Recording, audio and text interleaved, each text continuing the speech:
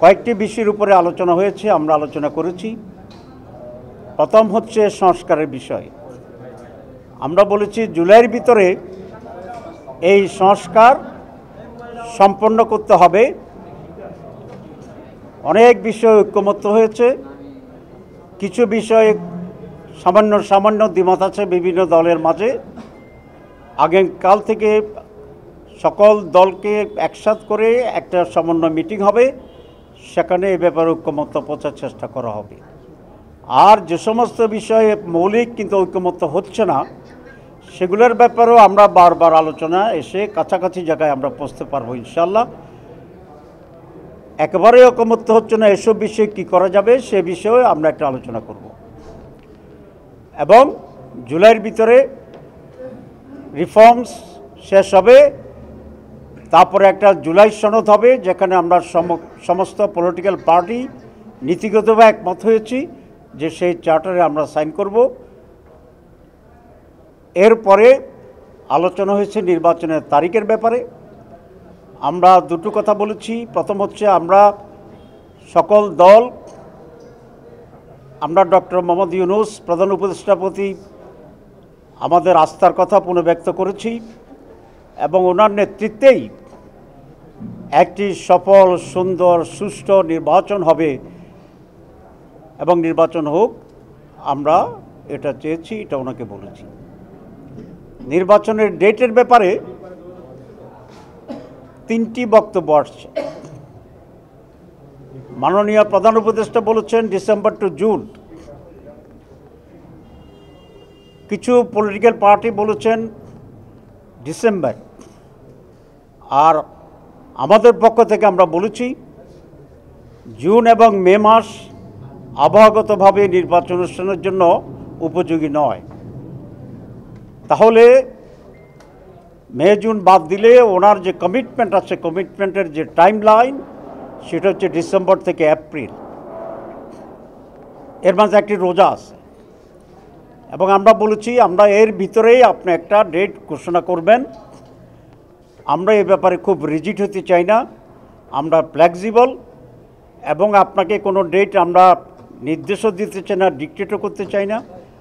আপনি আমাদের সেন্টিমেন্ট অবশ্যই আজকে প্রকাশ পেয়েছে, আপনি বুঝেছেন।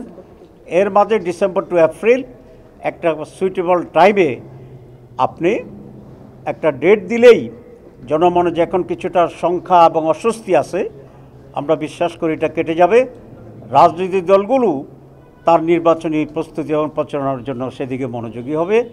কোনো নতুন ধরনের কোনো টেন্স সিচুয়েশন হওয়ার কোনো সম্ভাবনা থাকবে না। সুতরাং আমরা এটাও বলেছি কোনো একটি দল বা কেউ কোনো একটা নির্ধারিত তারিখের ব্যাপারে খুব রিজিড, শক্ত হয়ে দাঁড়িয়ে থাকা এটা ওয়াইজ না। আমরা ফ্লেক্সিবিলিটি চাই, মানে এই সময়ের ভিতরে আমরা নির্বাচন চাই। এরপরে যে কথাটি আমরা বলেছি সেটা হচ্ছে নির্বাচনের ব্যাপারে, কারণ সব কিছুর মূলত হচ্ছে একটা সুষ্ঠু, অবাধ এবং স্বচ্ছ নির্বাচন। আমরা দুটো তিনটি পয়েন্ট সেখানে আনছি। এক হচ্ছে নীতিগতভাবে আমরা সকলে একমত, ইনক্লুডিং দি গভর্নমেন্ট এবং ইলেকশন কমিশন, যে বাংলাদেশের বাইরে 11 মিলিয়ন, মানে 1,10,00,000 প্রবাসী আছে যারা রিমিটেন্স দিয়ে এদেশের অর্থনীতিকে টিকে রেখেছেন। সুতরাং তাদেরকে ভোটে অংশগ্রহণ করার সুযোগ দিতে হবে এবং নীতিমালা ইলেকশন কমিশন এটা রাজি হয়েছে। এটা জামাত ইসলামের অন্যতম একটা প্রধান দাবি। কিন্তু সারা পৃথিবী ছড়িয়ে থাকা মানুষগুলো কিভাবে ভোট দেবে, কোন কোন দেশে কতগুলো বুথ হবে, তারপরে সেখানকার গভর্নমেন্টের সাথে আন্ডারস্ট্যান্ডিং হবে, কারণ রেসপেক্টিভ গভর্নমেন্টেরও তো কপারেশন লাগবে। এই ব্যাপারে যে একটা কর্মযজ্ঞ শুরু হয়ে যাওয়া উচিত ইলেকশন কমিশনের তৎপরতায়।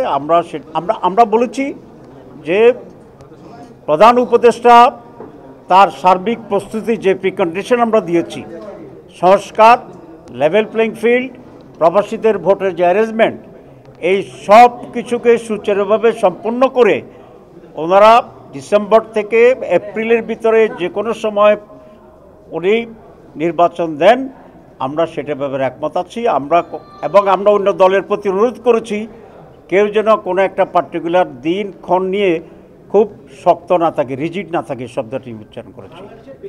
কথা বলেছি, এর ভিতরে এর জবাব আছে। Thank you very much. Budget নিয়ে ভাই, একটু বাজেট নিয়ে। বাজেট, আজকে বাজেটও হয়েছে। তো আমরা তো আসলে এই মিটিংয়ে, আমরা আজকের বাজেট যখন হচ্ছে তখন আমরা এই মিটিংয়ের ভিতরেই ছিলাম, সুতরাং সরাসরি বাজেট শুনে একটা মাইন্ড তৈরি করা ডিফিকাল্ট। তবু আমাদের কেন্দ্রীয় অফিস থেকে একটা ড্রাফট পাঠিয়েছে আমার কাছে। আমরা দুটো কথা বলতে চাই বাজেটের ব্যাপারে। প্রথম হচ্ছে, আমরা ভালো করে পড়ে এক্সপার্টদেরকে দেখিয়ে আমরা একটা পরিপূর্ণ রিয়াকশন দেব কয়েকদিনের ভিতরে। আর প্রাথমিক রিয়াকশন যেটা আমাদের হচ্ছে সেটা হচ্ছে আগের বাজেটেরগুলোর তুলনায় খুব বেশি ইমপ্রুভ করছে এটা আমাদের কাছে মনে হয়নি। তবে কোনো কোনো ক্ষেত্রে কিছুটা ডিফারেন্স আছে, যেমন বাড়তি বেহুদা খরচের ব্যাপারে, তারপরে বেশি অধিকতর ঘাটতি বাজেট সেটা, এগুলো এখানে একটু কম আছে।